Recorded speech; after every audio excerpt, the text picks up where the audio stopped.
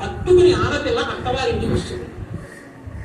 ఏ ఆడపిల్ల యొక్క ఆచారమే అత్తవారింటి ఐశ్వర్యాన్ని నిర్ణయం చేస్తుంది. మీరు బాగా జ్ఞాపకం పెట్టుకోండి. ఎందుకో తెలుసా? ఇంటికి వచ్చిన కోడలు దీపం పెట్టి రేపు పొద్దున్న నా కోడలని తెచ్చుకున్న మామగారి శరీరం వదిలిపెట్టేస్తారు. తప్పదు, ఎవరైనా వదిలిపెట్టవలసిందే. ఈ మామగారికి ఎంత ప్రీతితో కొడుకు తద్దినం పెట్టనివ్వండి, ఆయన వచ్చి పుచ్చుకోవడానికి లేదు. కోడలు దీపం పెట్టాలి.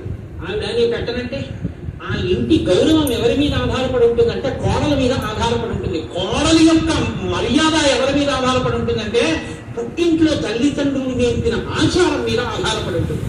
తల్లిదండ్రులు అలా నేర్పారా? అందుకేనంటే మన సంప్రదాయం అంత గొప్పది.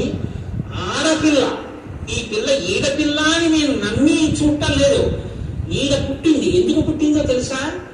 ఆడపిల్ల అక్కడికి వెళ్ళిపోతుంది. ఎందుకు వెళ్ళిపోతుందో తెలుసా?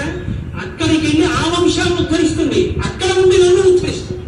తన సదాచారంతో తాను అత్తింటి వారిని పుట్టింటి వారిని కూడా ఆడపిల్ల ఉద్ధరిస్తుంది. కడుపులో పుట్టిన కొడుకు కమలాలను మాత్రమే ఉద్ధరిస్తాడు, ఇద్దరిని ఉద్ధరించలేడు. ఆడపిల్ల 2 వంశాలను ఉద్ధరిస్తుంది. సీతమ్మ తల్లిని ఉద్ధరించింది.